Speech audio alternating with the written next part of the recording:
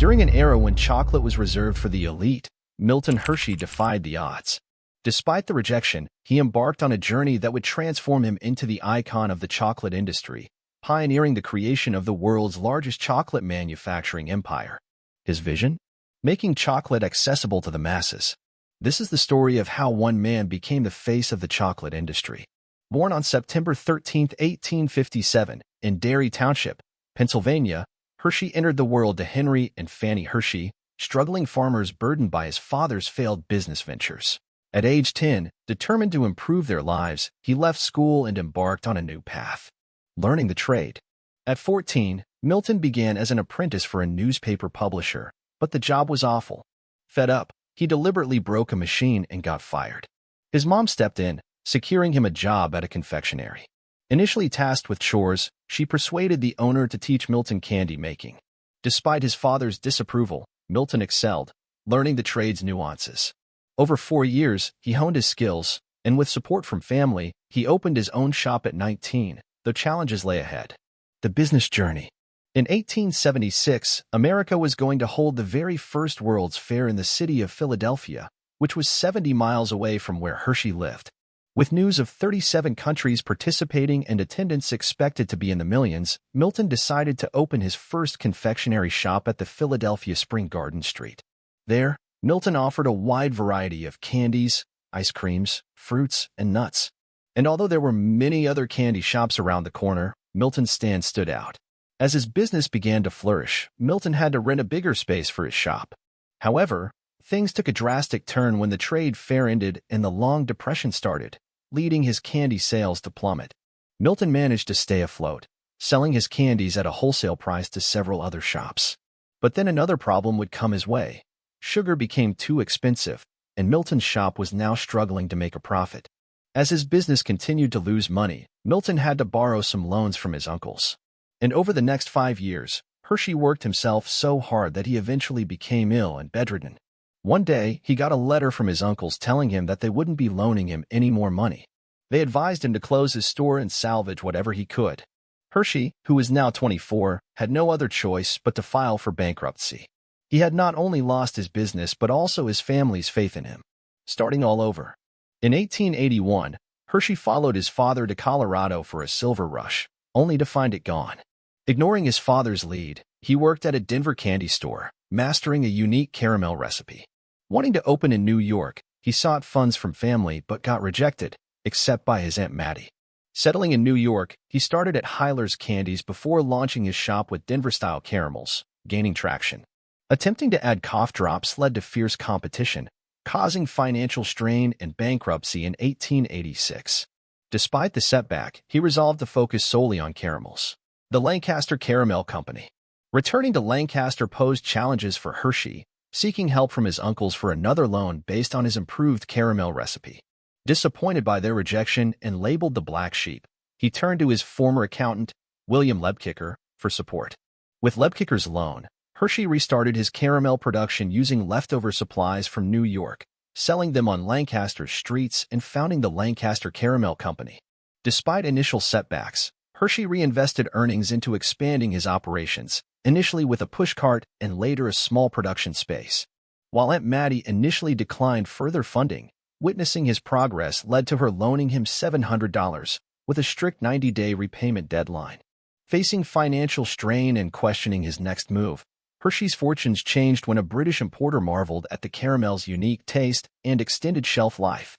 Impressed, the importer placed a substantial order, promising payment upon the candy's safe arrival in London. The only problem was, Milton couldn't even afford to produce the caramels and ship them out in the first place.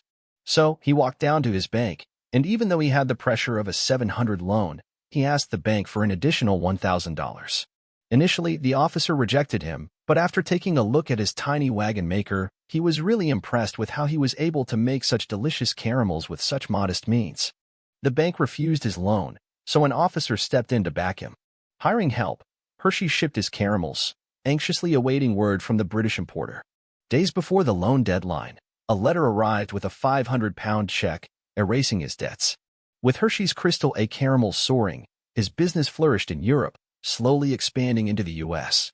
By 1894, His company boasted multiple factories, thousands of workers, and over $1 million in sales. Restless in his 30s, a visit to the Columbian Exposition in Chicago altered his life forever. A chocolate destination.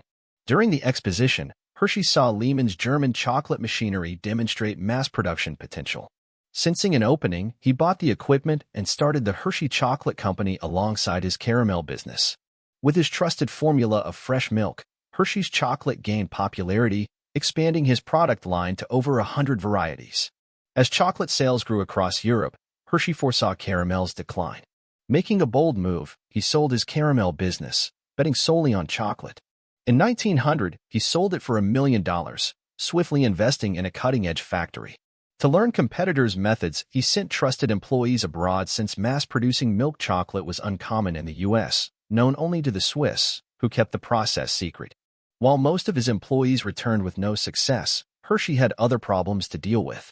In the early 1900s, political corruption was on the rise in Lancaster, and Hershey made the difficult decision to move away from his business town. He bought over 1,200 acres of empty farmland in Dairy Church and began developing a whole new town from the ground up for himself and his workers. But as the walls of his 6-acre factory began to rise by the end of 1903, Hershey and his men still didn't know how to mass-produce milk chocolate. All of their attempts up to that point had failed. Unbeknownst to Milton, the answer was right beside him the whole time. In Lancaster, Hershey hired a previous employee from his caramel business in Lancaster, Johnny Schmalbach, who on his very first attempt found a way to warm and condense the milk without burning it, creating a mild-tasting milk chocolate that tasted sweet with a subtle sour note. Milton's innovation of using condensed milk instead of powdered milk revolutionized chocolate production, ensuring its longevity and affordability. By 1900, Hershey's bars became accessible at 5 cents each, propelling sales to over $1 million by 1906. Introducing iconic products like Hershey's Kisses and almond chocolate bars further soared the company's success, surpassing Milton's expectations. As the factory expanded into the world's largest, the town of Hershey flourished, boasting modern amenities and entertainment like schools, hospitals, amusement parks, and more. Unable to have children, Milton and his wife established the Hershey Industrial School in 1909, aiding orphan boys aged 4 to 18. Eventually, Milton entrusted the majority of his assets and control of the company to the school, now known as the Milton Hershey School, owning 40% of Hershey stock and ranking among the wealthiest U.S. private schools. However, while Milton's company thrived, the health of his wife Kitty began to worsen. He had already lost his father and Aunt Mattie right before his chocolate business took off, and had grown even closer to his mom and his wife. Despite all his wealth and having the best doctors within his reach, it wasn't enough to save his wife, and in 1915, Catherine died of pneumonia. After her passing, Hershey couldn't bear to stay at home, so he threw himself into his work instead. Eventually, he decided to take a much-needed vacation and travel to Cuba. There, he immediately fell in love with the people and the community and later found out about the abundant sugar land the country possessed.